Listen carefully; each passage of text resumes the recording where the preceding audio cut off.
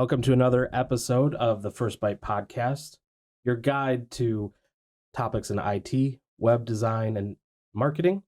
I'm Nathan Cheatham. I'm here with Eric Purendorf today. We're going to talk about web browser security.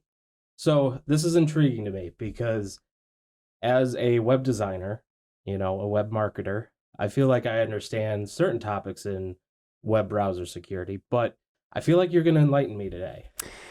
Yeah, web browser security has been on my radar for a number of years now. And I don't think the security landscape has fully wrapped their mind around what that means. Mm-hmm. I feel like somebody who, what was a good way to make a joke about this?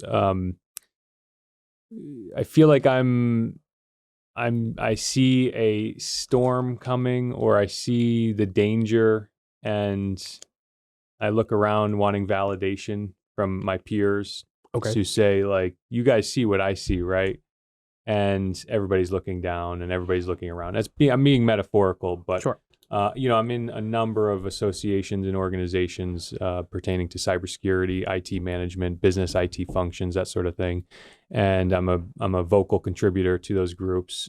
And just this weekend, I floated it again. Like, what's everybody doing to secure remote workers? What's everybody doing to secure 100% decentralized businesses like Evernet, right? Right. And still the overwhelming response is this classic IT mentality from a configuration standpoint. It's totally it's overly technical, but it's still what I would call classical, which is the expectation that the business has a central office. Mm-hmm. That all the computers used to conduct business are business owned, right? That to some degree there's either an on-prem data store or database, a server, or now the hybrid model was, sure, let's offload some data or server functions to AWS, Amazon Web Services, or Azure for Microsoft, hosted servers, right? That's still the expectation in the security realm and the IT realm, and it's not the reality anymore. I mean, Evernet, as you know, is 100% decentralized. Evernet does not buy and own computers managed by other by the staff and the personnel. Mm-hmm. So how do we secure those? How do we secure our systems? How do we secure those environments? And I think what our company looks like is indicative of what is coming for more businesses.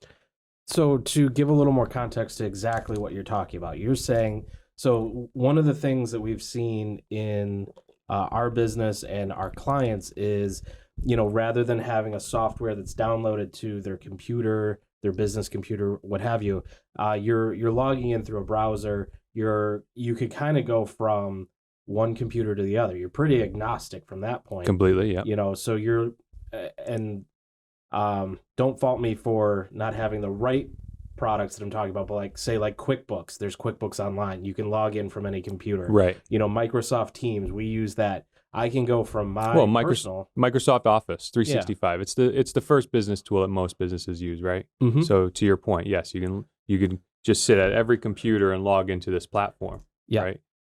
Did you have more?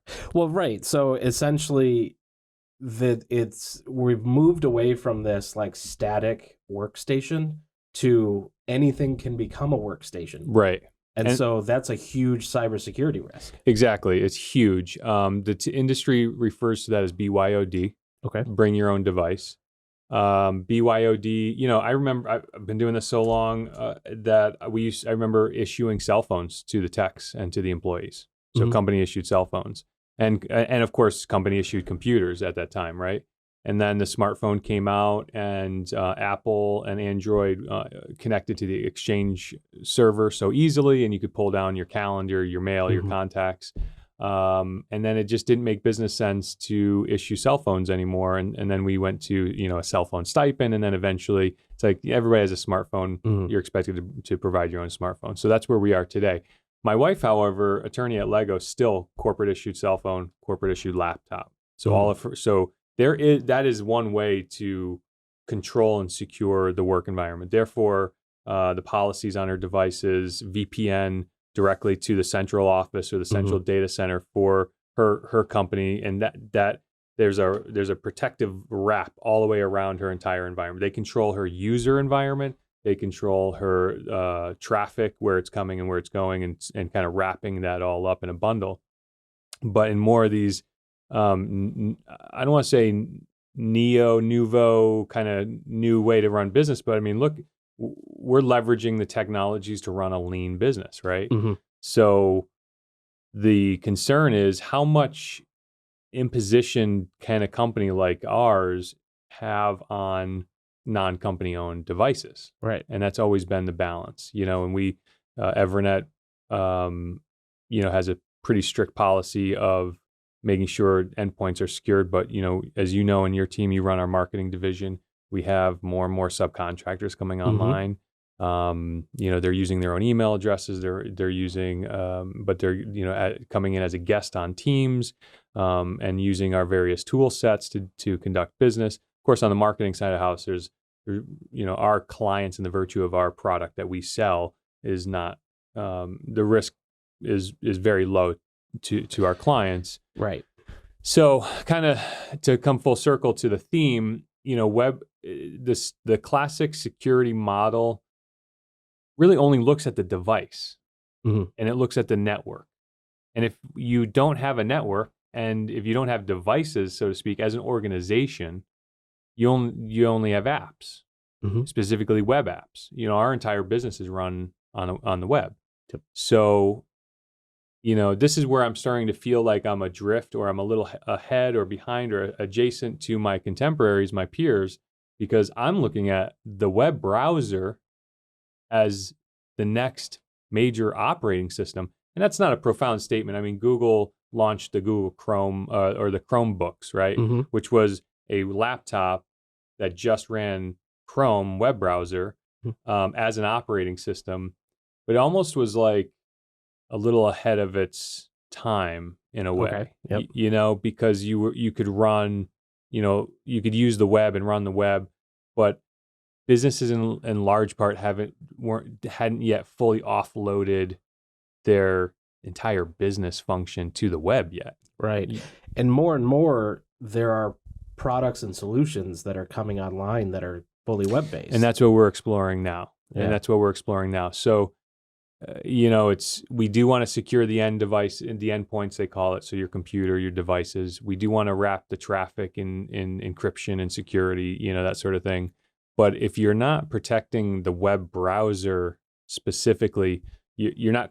I don't think you're close enough to the data to offer reasonable security to that function. Does that make sense? Yeah. So you're logging into all of these specifically web applications, and if we just have antivirus on the computer, how are we really controlling what's happening on the web browser? Right, because that doesn't really touch the web in that standpoint. So give me an idea here, like, where is the vulnerabilities? Is it the accessing? Like, is there something that needs to be attached to the browser? Is it controlling, like, through a password manager and making sure that, you have secure passwords? What's the implication here? Because we all know, at least at this point, going through the 90s and early 2000s, like, viruses on your computer, being able to pull, data off your computer. If it's all in the web, the layman would say, well, that's the software person's problem, because my information's in their database, so that needs to be protected. But I'm just kind of I'm looking through a window. Right. So the web browser in this context of this conversation is in essence the application that's being used by the enterprise. Mm-hmm. So, and it gets technical, more technical than I'd probably want to do a deep dive here, but there's this thing called the OSI layer or the OSI model where it talks about the application framework from a communication standpoint. And it just got really complicated. But basically, they call like the wire that plugs into your computer to connect to the network. Mm-hmm. They call that the physical layer because it's physical, right? Yep. And then have you ever heard of TCP/IP? Nope, but get nerdy with me. Okay, so if you know what an IP address is, right? Yep. Well, that TCP/IP is the protocol that rides on top of the copper. Okay. That gives you an IP address, and then if you've ever looked in your settings or whatever, your computer has a name, a logical name. And so this is all the framework that builds up onto your computer, all the way up to the web browser and the programs running on your computer, all the way up the application layer. So if you have antivirus on the computer only, and that's your only means of security, the web browser can actually wrap itself. You have a blind spot with the web browser. So like the web browser can wrap itself in its activity, so IT can't really see or control what the users are doing in and out of the web browser. Okay. You can, once something comes off the web browser and onto the computer, you can measure that and monitor that with applications installed on the computer. But what if that doesn't happen? Mm-hmm. Like what if you're going cross sites? What if you're going from data is trying to do what's called a cross-script attack or cross-site attack or something. So you're working in this web app with your data, and then what if the user hits a new tab and goes to some virus-laden website because that's their interest or whatever? You just, without browser security, you can't really monitor and measure and secure that activity. Okay. And let me just be clear: this is not about employee monitoring. Mm-hmm. Okay. This is not about performance monitoring, behavior monitoring, stopping your employees from going to eBay and Facebook during it. We have technologies that can do that, and that you can actually control at the computer or device level. Mm-hmm. You can also control it at the gateway level where the traffic's coming in and out, unless you have a decentralized environment and I can't control where you're going. You have all of the Ethernet apps that you're using open, but I can't control what else you're going to and what other interaction or possible data exfiltration can happen when you are on your computer that I can only assert so much reasonable control over. So that's the imperative. Before we get into, privacy concerns and employee monitoring concerns, let's talk about the realism here, because I feel like this is something kind of new to me, but like there is an active, say like global attack on trying to pull information from people through your browser in a different way than what was kind of the norm before. Well, this is kind of why this was the impetus for my, I've was always concerned about the browser. Mm-hmm.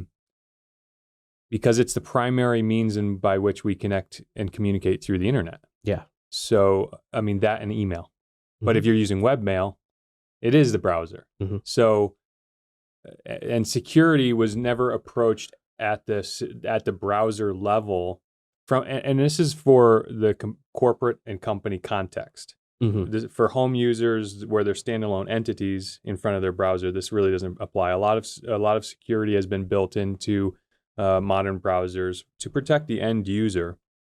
But just be clear, I'm talking about the corporate context here. This is for company or corporate IT context. So the browser just never was thought of as a corporate application. Right. Okay. And corporate applications, almost by definition, have some means to centrally manage them. Mm-hmm. So let me just kind of lead us to some solutions, right? Yeah. So we're seeing that there are actually companies that are springing up that are building corporate web browsers. Interesting. Okay. Yeah. So through that, you can say, let's say you log, we're not going to mention any specific software we use for Evernet, right? For some reasonable security measure here. But let's say you open up our main business tool Mhm. and you're at the login prompt, or, okay, well, we're a 365 user, so that's no surprise. So let's say you go to your outlook.office.com, right? Because that's where you should start your day, and we have the app launcher and all that sort of thing. But what if the first prompt says, we detect that you're not in your company's browser? Okay. And this is something that you see a lot of times because the websites can leave cookies. Yes. To know, like, it's the "Do you trust this computer?" Right. prompt, Right. and that leaves a little cookie that says, "Yes, this is like a home computer or a computer that I am willing to give, some amount of like trust to." Yes. So you're saying that this corporate browser, would essentially have that prompt more often. No, this is completely different. Okay. It's a total shift in how this works. We can configure our corporate identity provider, which is the software that we use to identify and log us into all of our applications that support it, right? We can actually configure that corporate identity provider, say, if Nathan tries to log into his email, first check his browser. And if he's not using the company's corporate browser, deny access. Okay. Okay. So the experience that you get as the company user is, let's say you don't think about it. You open your normal Chrome or Firefox or Edge or what have you, and you go to our company email, outlook.office.com, and you go to try to log in with your credentials, and you will get a prompt that says, login not authorized by non-supported browser. It'll tell you, click here to a link to download your corporate browser. So then you click on that, and the experience will be that you download and install the company's browser. And when you open the company's browser, you're going to be met with an authentication right out of the gate. Gotcha. We then configure that browser software to authenticate against our company identity provider, and your whole security profile now comes down for that browsing session. And we can then control, it's an entirely encased sandbox for your entire web session. So yes, you should have antivirus on your computer if you're a company employee or a contractor, but we can also do things like test that. So like the corporate browser can say, is the device reasonably secured? Because the computer does report some basic security metrics like antivirus installed, patches installed, that sort of thing. So we can even say, like, if your company or privately owned computer, or the computer from which you're connecting to, does not meet a reasonable security standard, we can even just say, we don't even trust the sandbox or the originating point from where you're connecting. Does that make sense? Yeah, so that it adds that layer of security of like what you would be doing at a workstation, in a office where it's, you've got an IT professional that's coming through, making sure that every computer is at an acceptable level. Right. You're able to check that and deny access if the user isn't keeping up with what they should be doing. Exactly. And that prompts them to then reach out to the IT provider for the company and make sure that they're in line. Exactly.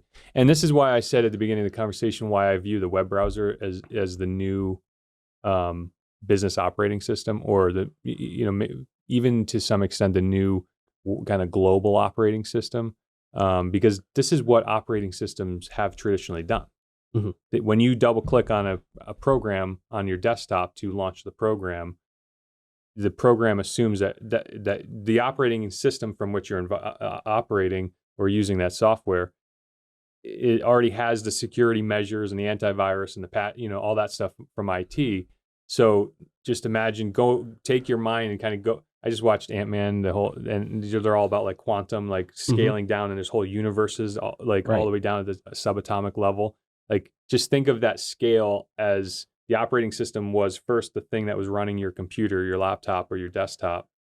Now you're just up one level. And so the web browser is the operating system. And traditionally, IT has not had good control over that. Gotcha. So it's interesting you talk about that there's corporate browser solutions coming online. Do you think that starts a pressure for the main browsers like That's a Chrome? I was hoping you were going to say that. Microsoft, maybe they reboot Internet Explorer for something, or Edge. I'm shocked that they don't already have this. Yeah.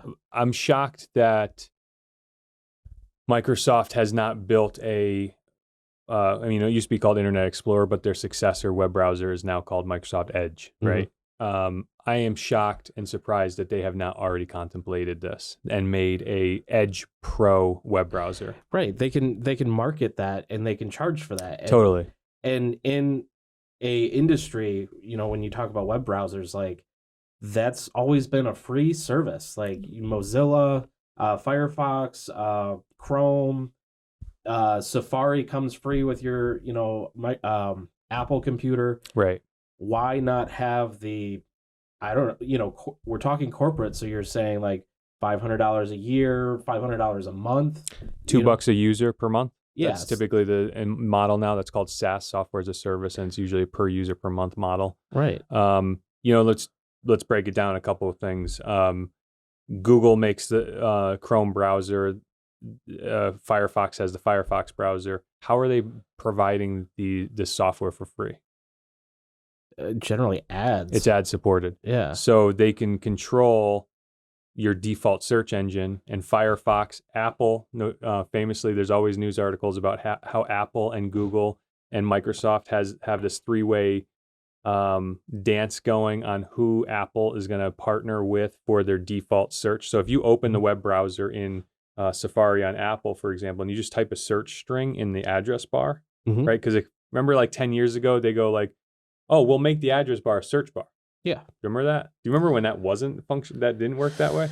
Are you old enough to remember that? I don't know if my first iPhone was a 4, so it might have been before that. There was a time where like you had to only put URLs in the address bar, and if you wanted to do an internet search, you would type in the address bar google.com and hit enter, and then go down to the web page and type in whatever your search is. Gotcha. Sometime in the aughts or early teens, all of the web browsers just partnered with a search provider, which was always Google. Right. And Google pays those companies billions for that access. Yeah, that makes sense. So, Apple and Microsoft have other imperatives and initiatives that allow them to provide a web browser on their operating systems. But you have independents like Opera and Firefox, and Google has Chrome to pay for the web browser, so it's ad supported, right? If you're getting anything for free on the internet, it's ad supported, right? So the idea with pro software is that you're paying for it. You usually get a level of support, but in this context, I don't think anybody really contemplated what value you could provide a web browser. What functionality could you bake into a web browser that you could charge for? And then I don't think a lot of companies really thought about it. Clearly, they didn't think about it. Although I'm shocked, and maybe I'm ignorant to the functionality of a Chromebook or what Chrome can do from I don't know if Google has any management. I mean, I know they must have management tools for the Chromebook, but I don't know if it's in the context of like security. It's more of like maybe user management and things, I think there's a shift in the corporate world to accepting the remote work, accepting decentralized, that wasn't really there.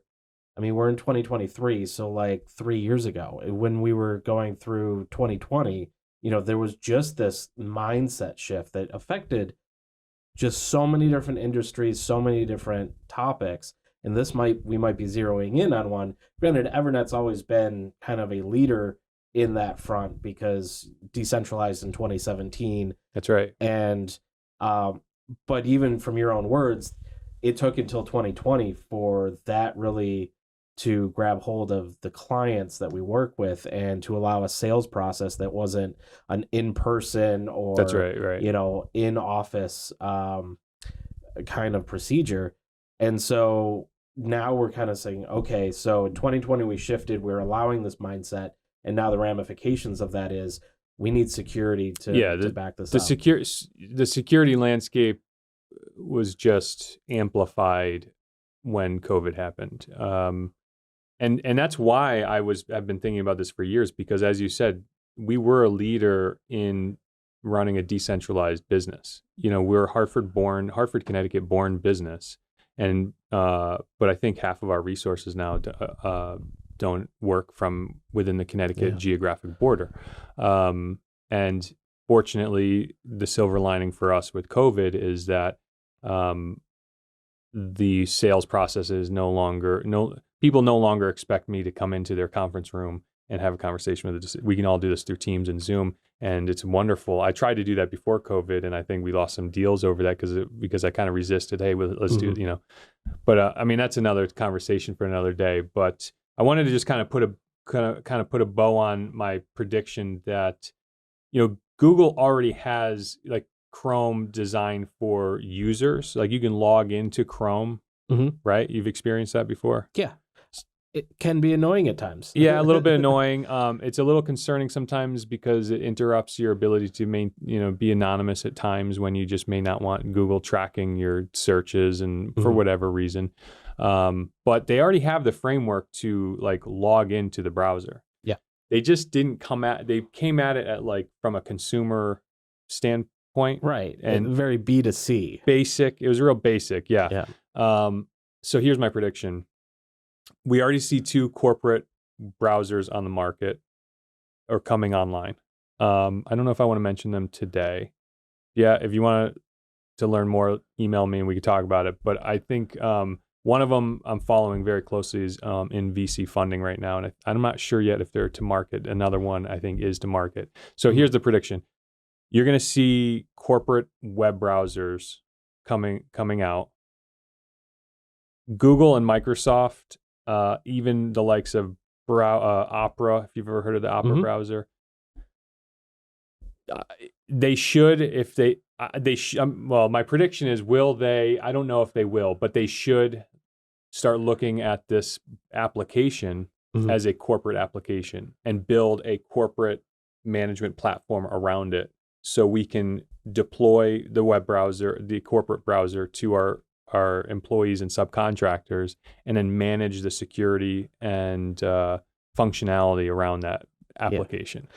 Well, I mean, generally, you talk about these 2 that are coming online. I mean, they are industry disruptors, essentially. And what they're going to do is, they disrupt the market, they start growing, and then the top dogs, the Microsoft, Google, they're going to look down and go, either they're going to just outright purchase them, or they're going to tell their team, okay, we need to do this and do it better. Yeah. This is what, like, I feel like in the 90s, in the 80s and 90s, there was this networking company called Novell. Okay. You ever heard of them? You're my age though, right? But you're not in a little bit younger than you. Yeah. So Novell was the king in networking. Okay. In the late 80s and 90s.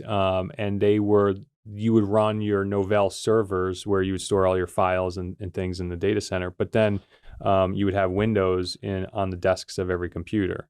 And then you would have to install the Novell NetWare networking client on your Windows computer to access those resources.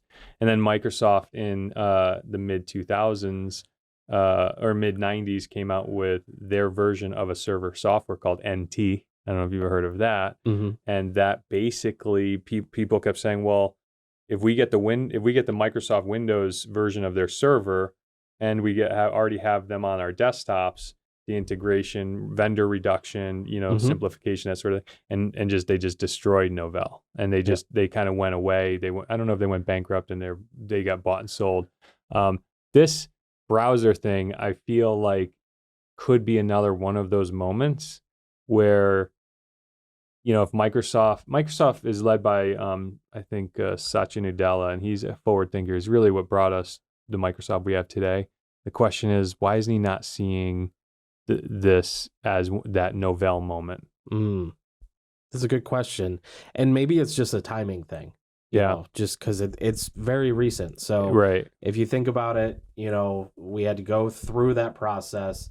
you have to identify and then develop. So Yeah. they could be in the development mode right now, or they could be, holding their hats because they're behind on the Chat GPT. Well, Microsoft is with Chat GPT. Right. It's more Google is a little bit behind on that. Right. But that might be where their ideas now is the AI.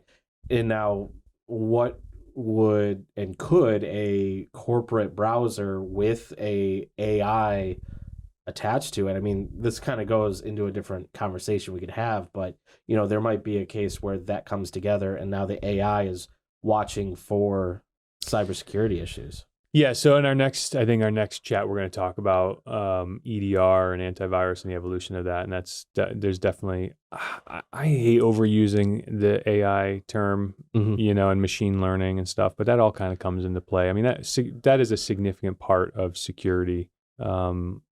What learned behavior that we can teach the computer, and then have the computer spot those behaviors. And that's kind of all. And that's what will be built into these corporate browsers, is that kind of model to look at behavior, because, I don't want to get into our next one, but behavior security, having the device and the security measures monitor behavior is critical to a security. So speaking on that, and just to kind of bring us back to what we were talking a little bit earlier on the privacy and monitoring of employees or their personal devices, let's kind of contemplate that.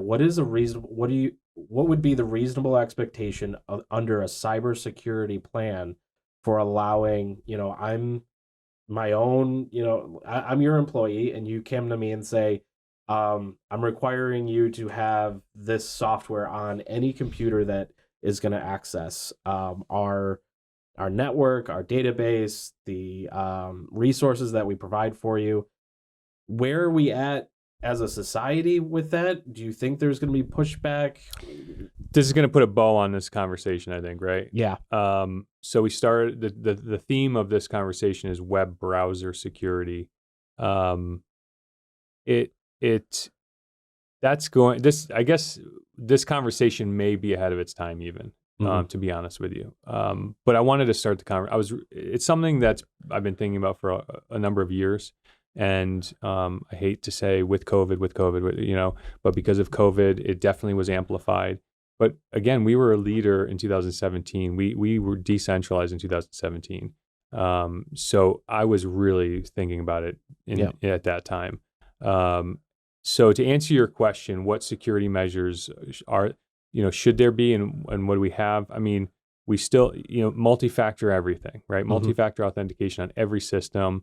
We're migrating now from antivirus to EDR. So EDR, endpoint detection and response, is now the successor technology to antivirus. So that's mandatory. You use VPNs and traffic routing to route traffic from the endpoint through a corporate managed network where applicable and where appropriate. And you do gateway level filtering and that sort of thing. And those are all the security solutions that we bring to all of our clients.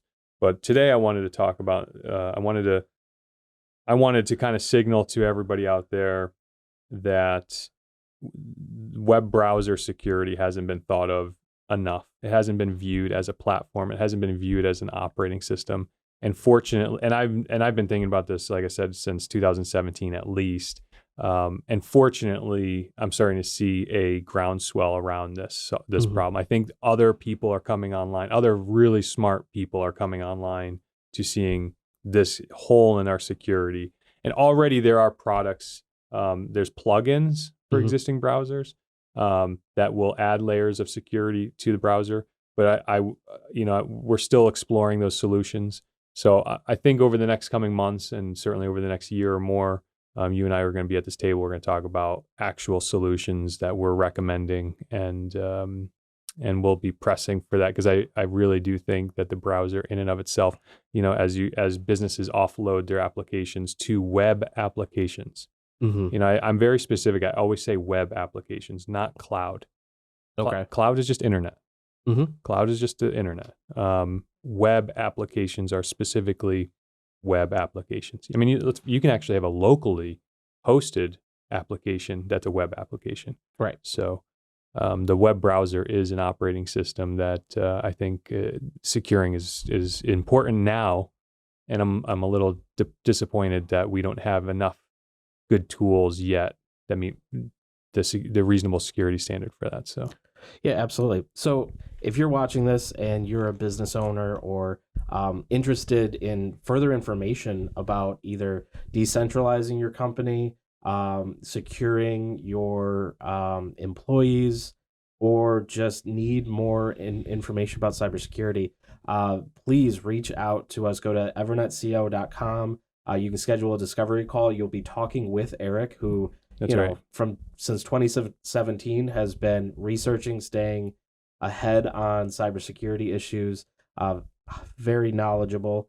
But thanks again for watching. Make sure you like and subscribe to this video, to the channel. Find us on all social media accounts at EvernetCO. And again, visit our website, evernetco.com. Thanks, Nate.